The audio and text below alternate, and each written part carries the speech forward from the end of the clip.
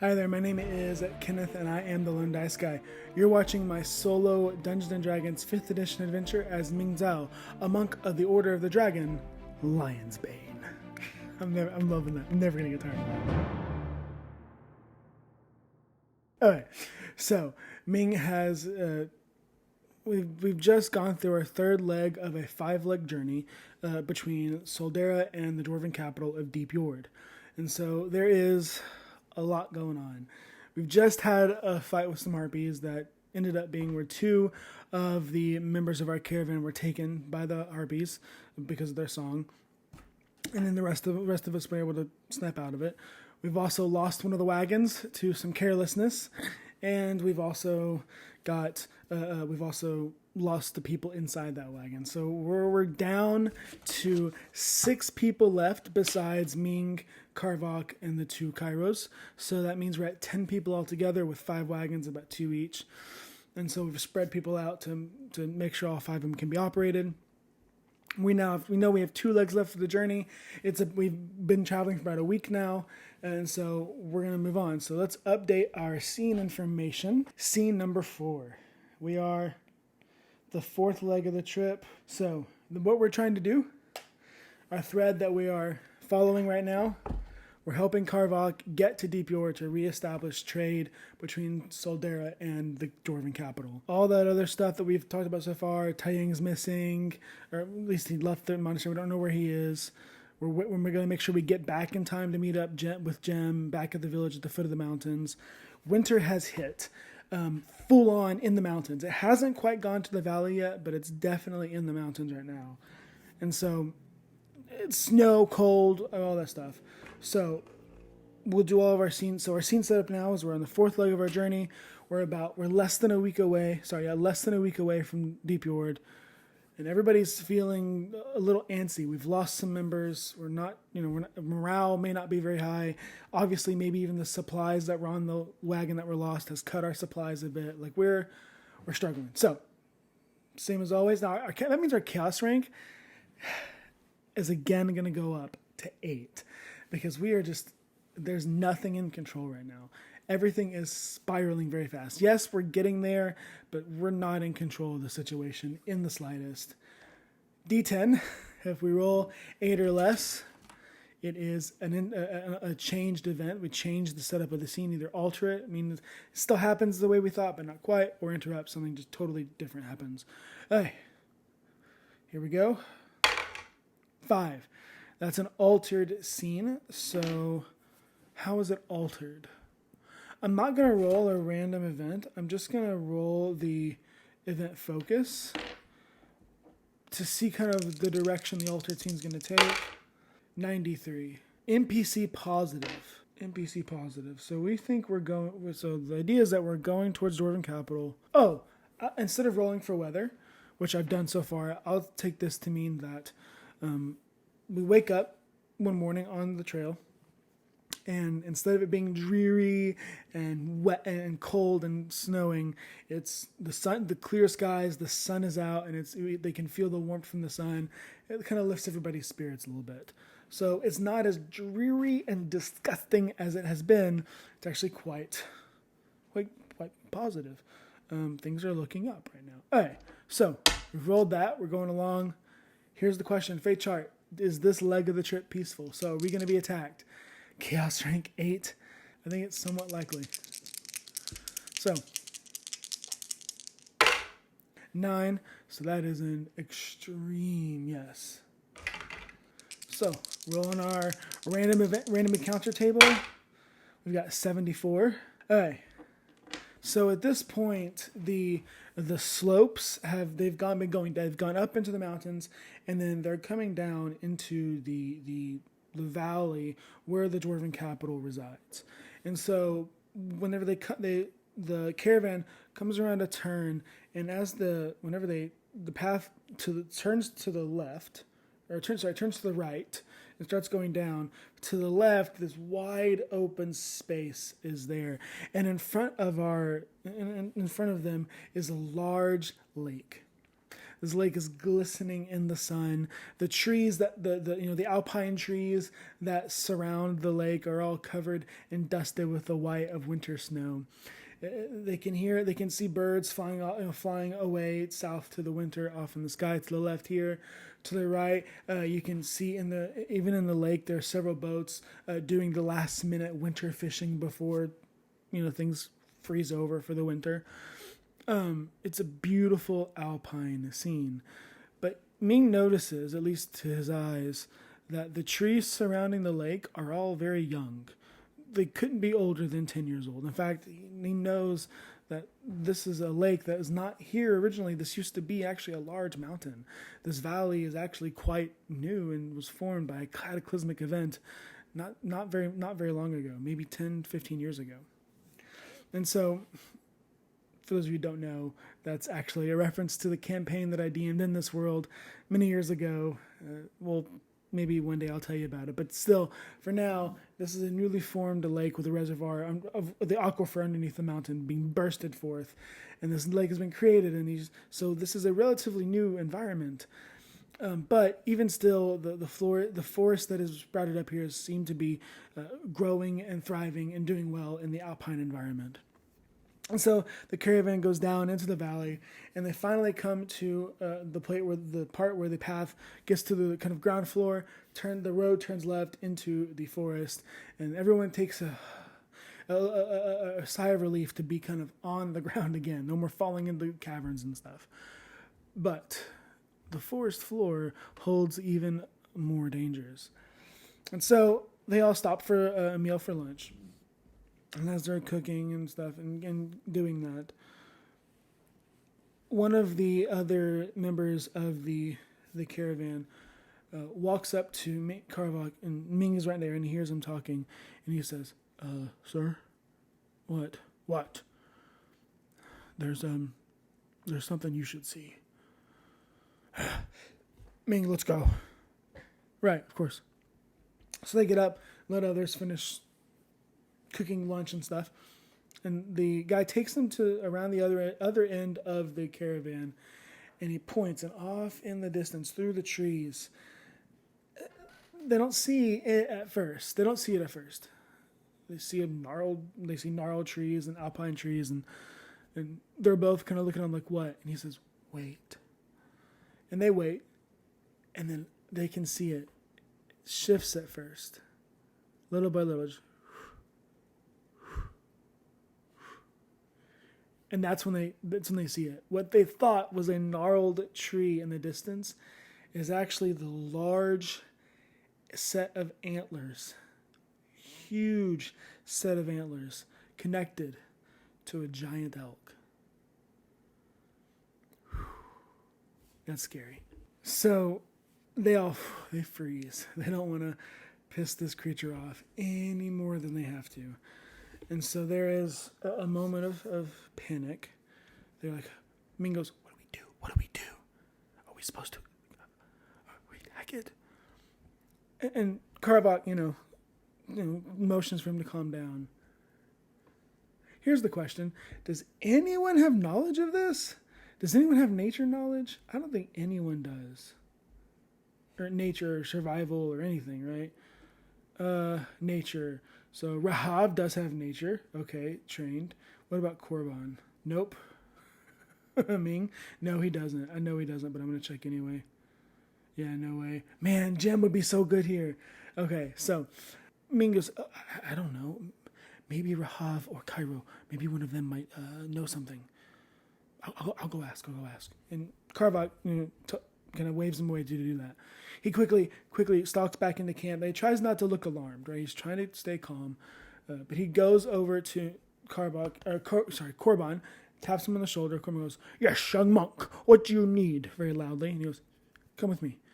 And so Korban stands up and he kind of motions to Rahav to come with him. They both stand up and follow. At this point, I think the others notice that like the only people that can really do anything or doing something, they just instinctively start huddling close together. Like, oh gosh, what's going to happen now?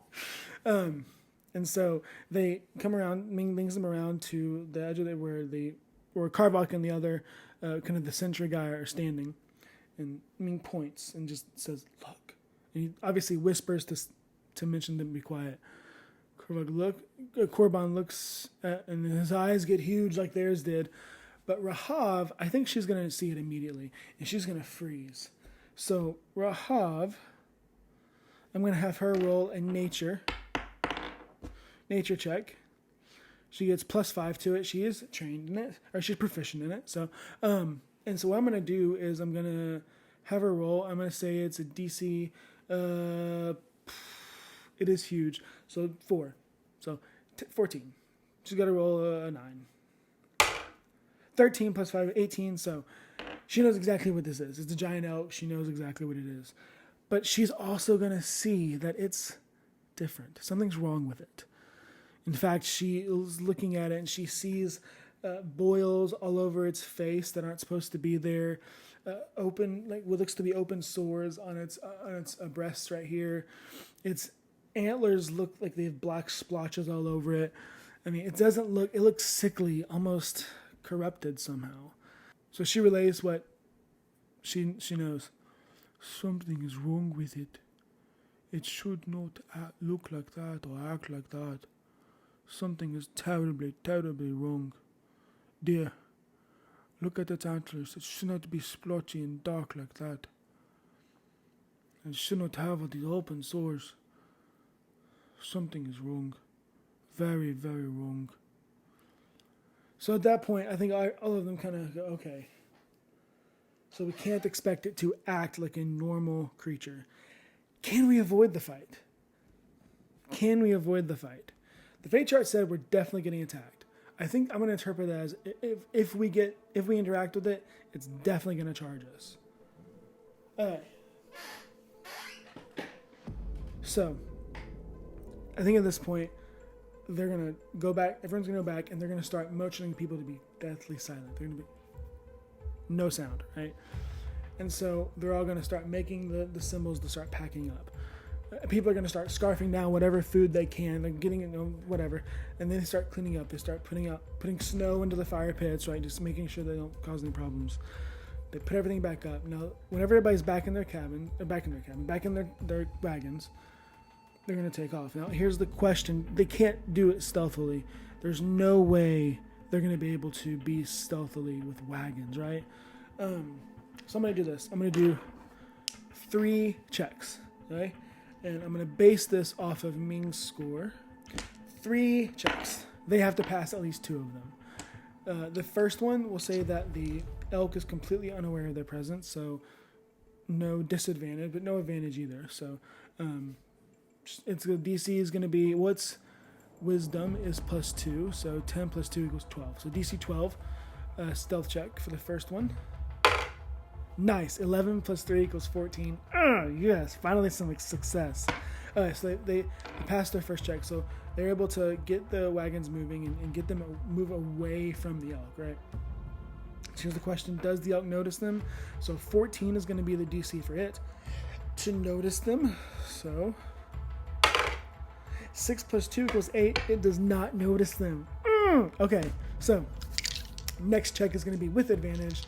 Same thing, 10. So it was 12 before it went out. It's going to be the same thing. 10 + 2 is 12. So DC 12 with advantage. Natural 20. That's what I'm talking about. Plus, and also the other was an 18. So with advantage. So they're able to. They speed up a little bit and get further and further away. It still doesn't notice them. Final check, does it notice them? It's got a 20. It's got to roll higher than it. It's got to get a 20. It's got to get a 20 with disadvantage. No way. So 12 + 2 = 15. It doesn't notice them. And then so I'm not even going to roll the last check. They succeed. They get away. So they completely avoid this encounter entirely. But I am going to make a note, and I think I'm going to add a thread that the creature, the elk, was contaminated or something. It was something. Something was wrong. Yeah, something was wrong with that. We'll probably add that to our threads later. We'll see if it's something important later on. Who knows? But it's something was wrong that didn't look right. And Rahav was able to spot it immediately. So, okay, we're going to end the scene there. That's the fourth leg of the journey. So we are at the last leg, home stretch. We are so close, so close. Okay, scene 5. They are pretty much at the gates of Dyp Jord, but not quite. So we are at our last leg of the journey. They just avoided a giant elk. What's gonna happen? So new scene, last leg, D10. We're gonna put our chaos rank down to 7 because they were pretty much in control of that the whole time. It went exactly as they wanted it to. So down to 7. Here we go. 4. That's an even. That's an interrupt. Okay. Here we go. So our event focus table. 37 is move toward a thread. Okay. Okay, finally something good's happening. Goodness. Alright, event meaning action. 58. Betray. Oh no. What does that mean? Betray, and then our event meaning subject. 63. Betray power. Betray power. Power, betrayal. Huh.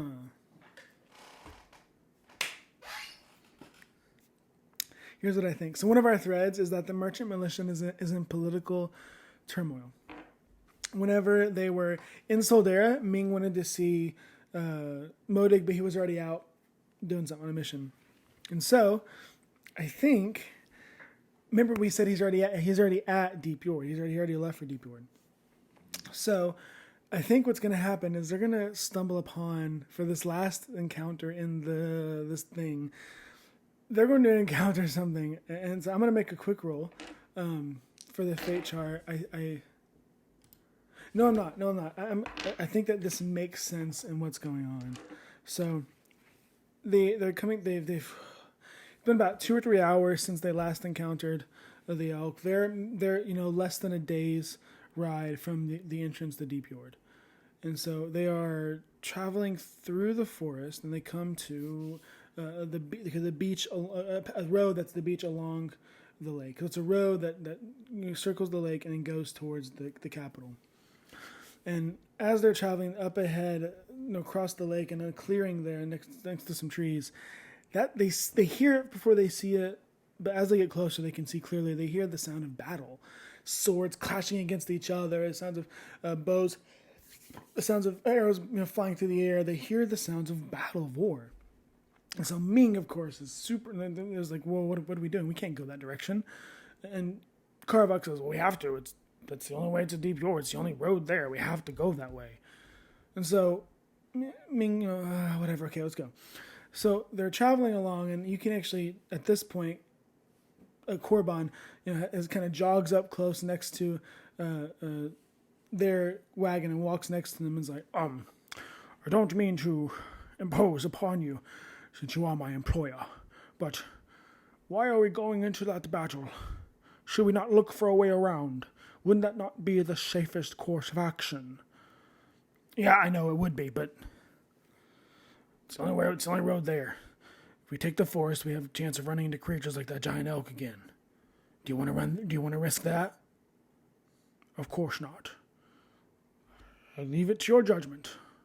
And he walks back to his wagon. Everyone's on edge. Nobody wants to do this. So, I'm going to ask a question in the fate chart. I'm not going to tell you what it is. I think it's chaos rank 7. I think it's a sure thing. No, it's a near sure thing. 31, that's a yes. So, alright. So my question is true. That's there. We're moving toward a thread.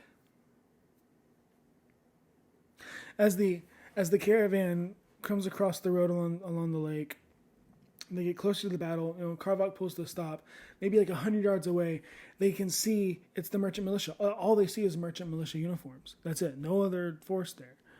And clearly it's two sides. They're all fighting each other. It's strange. But when Ming sees it, and then when he taps Karvok on the shoulder and points at it, they both see Modik Soldat in the middle of the fray. And it looks like his forces are being overwhelmed. He's about to lose unless someone does something. Ming gets out of the wagon and he screams, Korban, Rahav, I need your help. And of course, they jump out and they run up. What's wrong? What's wrong? What do you need? We have to go help that man. And he points to Modig being surrounded. He's a friend, a dear friend. He has to be helped. He's Karvok's nephew. We have to help him. I did not sign up to join any wars, and neither did I, but he's a friend. Please, you're strong. I need your help. And he looks to Karvok. Well, employer, shall I go and save your nephew? Of course, go. I'll pay extra. Of course. Dear? Rahav nods. So all three of them go charging into the battle. So our last leg of the journey is going to be our objective is not to kill anything or anyone, it's to get Modig out of the battle. Okay, so let's do that, but we're going to do that next time. So next time we're going to resolve this battle. I'm going to do some research and stuff and set up some other stuff. But yeah, so next time they're going to resolve the battle. And because of the fact that they've done all this, everyone levels up. So I'm going to do that, get them to the next level before the next battle starts. So, all right, that's all for this time. Thank you so much for watching. We're so close to the Dwarven capital, but alas, one last obstacle stands in our way, and we're moving toward a thread. So this is very interesting. So, oh yeah. All right, so thank you very much for watching. I hope you have a wonderful day. Again, do all the random YouTube stuff, like it, subscribe it. Leave me a comment. Do you think that they should have engaged that battle with the giant elk? What do you think's wrong with it? What do you think's going on with the weird blotches? Who knows? All right. Anything else? Let me know in the comments. Thank you so much for watching. Like and subscribe, all that. I'm Kenneth the Lone Dice Guy. Have a good day. God bless.